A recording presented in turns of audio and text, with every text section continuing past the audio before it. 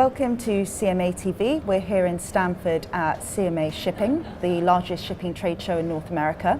I'm joined by Jason Zuidema, the Executive Director of the North American Ministry Maritime Association.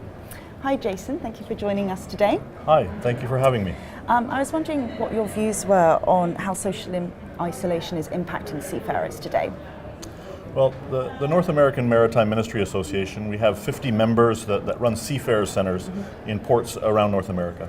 And these Seafarers centers visit with seafarers each day, pick them up from their ships, try to help them in different ways. And what we've noticed is that crews are getting smaller, turnaround times in ports are decreasing, the ships are coming and going much faster, crews are more multinational. And what that means is seafarers are living a little bit farther apart from each other while on board, even though also they're very far away from their own families. And what can ship owners and ship managers do to improve conditions for seafarers? I think there's many different things they can do. One part of the industry is just naturally, and since forever, socially isolating. They're far away from their families, they're far away from home. Ship owners, the part of shipping is the business is to move things around the world. So people are far away from the family. But ship owners and ship operators also know that they can do things to improve the welfare of seafarers.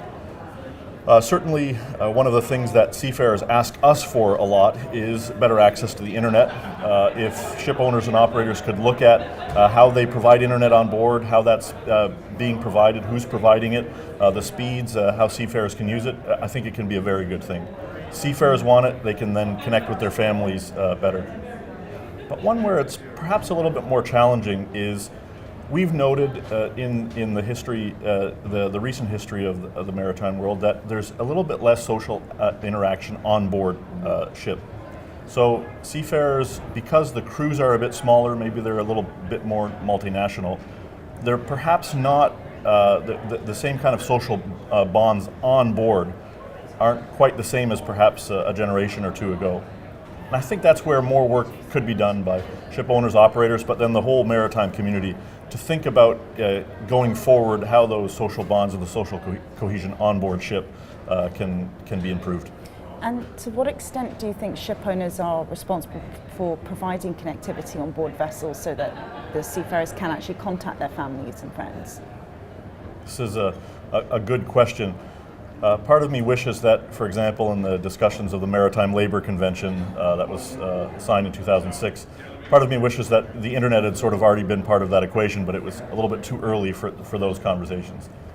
I think the thing is, seafarers are happy to bear some of the cost of it. It's not as if all seafarers want it to be really high speed, full high speed all the time. Seafarers aren't necessarily asking for that, though many ship owners do provide a certain amount of free high-speed internet regularly. But it's more just having access to it, or having access to it at reasonable rates.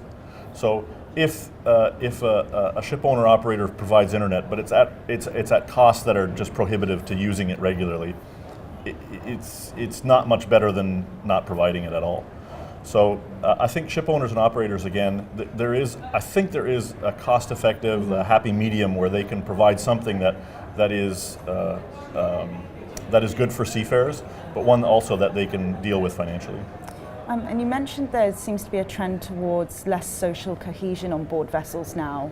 To what extent do you think Facebook and other social media platforms are actually impacting and encouraging that? Yeah.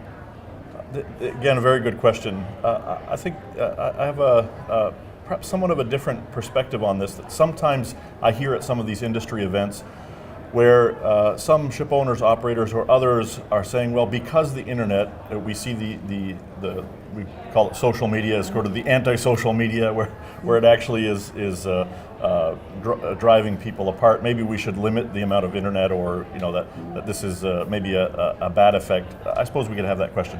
But my perspective is that this is not a seafarer problem. This is not a particular issue that only affects seafarers. This is a worldwide societal problem. The question of what the internet does to all of us. The fact that all of us have, within a meter of us, even myself, or I'm sure that at a show like the CMA, our cell phones and internet-enabled cell phones are never more than an arm's length away from us. The fact that the internet has inserted itself, and being connected has inserted itself into all of our lives, has had social impacts on all of us. And so seafarers who are 20, 21, 22, 23 are no different than anybody else who is that same age group. And I think there are helpful conversations and helpful studies of other people group, other folks who are growing up with the internet that would be very similar to, we could learn things for the seafaring world as well. And we're going to have to have the sort of the social implication questions on a much wider scale than just among seafarers. Okay, well, thank you so much for giving us your views today. Thank you for having me. Thank you. Thank you for watching CMA TV.